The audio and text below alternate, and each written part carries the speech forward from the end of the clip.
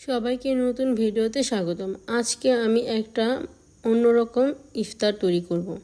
আমরা তো সবসময় যখন রোজা না থাকে সকালবেলা রুটি নাস্তা করে থাকি। যেহেতু অনেক দিন যাবত রোজা, তাই কিন্তু রুটি খাওয়া হয় না।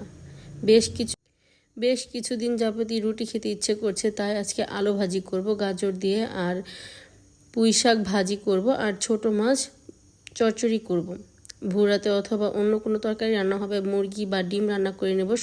সন্ধ্যার জন্য এই রান্নাগুলো করে নিচ্ছি। ভোররাতে প্রায় সময় আমরা তরকারি রান্না করে থাকি, আজকেও রান্না করতে হবে, কিন্তু এগুলো যেহেতু একটু দেরি হয়ে যাবে আর সাথে রুটি বানাবো, তাই আর অন্য তরকারি রান্না করলাম না। ভোররাতে যখন সেহেরি রান্না করতে উঠবো তখনই ওই তরকারিটা রান্না করে ফেলবো।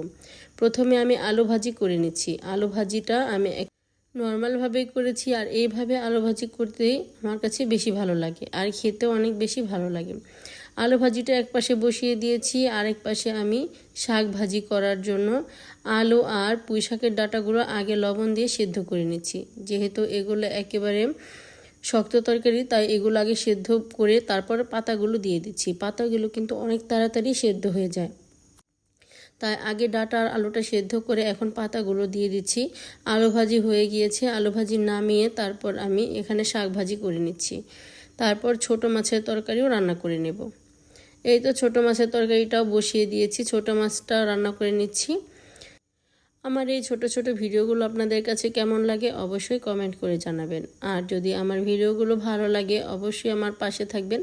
যারা ফেসবুক পেজ থেকে দেখছেন অবশ্যই আমার চ্যানেলটা ফলো দিয়ে রাখবেন, আর যারা ইউটিউব থেকে দেখছেন আমার চ্যানেলটা কিন্তু সাবস্ক্রাইব করে দিবেন। তাহলে আর সাবস্ক্রাইব করা হলে পাশে থাকা ছোট্ট বেল আইকনে প্রেস করে দিবেন, তাহলে আমি নতুন নতুন ভিডিও ছাড়ার সাথে সাথে আপনাদের কাছে নোটিফিকেশন চলে যাবে, আপনারা আমার ভিডিওটি দেখে নিতে পারবেন। শাক ভাজি করে নিচ্ছি, সবুজ সবুজ করে পুঁই শাক ভাজি করেছি, আর এইভাবে আলু দিয়ে পুঁই শাক ভাজি খেতে কিন্তু অনেক মজার হয়। আর এই পাশে কিন্তু আমি ছোট মাছের চচ্চড়ি বসিয়ে দিয়েছি, ঝোলটা আরও শুকিয়ে তারপর নামিয়ে নেব। তরকারি রান্না হয়ে গিয়েছে, আর অল্প কিছু ভাতও রান্না করেছি, যদি বাচ্চারা খায় তাহলে খাবে। আর এখানে রুটি বানিয়ে নিচ্ছি, আমি রুটিগুলো বানিয়ে নিচ্ছি, আর আমার যা কিন্তু রুটিগুলো সেঁকে নেবে। বেশ অনেকগুলো রুটি আজকে বানাবো, অনেক দিন পর রুটি বানাচ্ছি, বাচ্চারাও খেতে চাচ্ছে, আর আমাদের কিন্তু অনেক ইচ্ছে করছে রুটি দিয়ে আলু ভাজি খেতে। যেহেতু এখন আর সকালে নাস্তা করা হয় না, তাই অনেক দিন যাবৎ এই নাস্তাটাও খাওয়া হয় না, তাই আজকে এই নাস্তাটা তৈরি করছি ইফতার করার জন্য। আমার ছোট ছেলের অনেক খিদা লেগে গিয়েছে, ওর জন্য একটা পরোটা ভেজে দিয়েছি। ও পরোটা দিয়ে আলু ভাজি দিয়ে খেয়ে নিচ্ছে, অনেক মজা করে আজকে ও এই নাস্তাটা করেছে। এখন আসরের সময় ও দুপুরের খাবার খায়নি, তাই ওকে এখন নাস্তাটা খাইয়ে দিচ্ছি। আর আমরা ইফতারের সময় রুটি, আলু ভাজি আর ডিম পোচ এগুলো দিয়েই ইফতার করব। সকালের নাস্তার মতো করে আজকে আমরা সন্ধ্যা ইফতার করে নেব।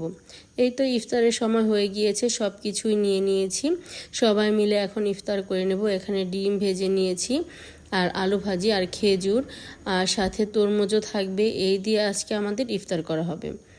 আজকের ইফতারটা আসলে অন্যরকম ছিল, আর খেতেও খুব ভালো লেগেছে। আজকে এই পর্যন্তই, সবাই সুস্থ থাকবেন, ভালো থাকবেন। আল্লাহ হাফেজ, আসসালামু আলাইকুম।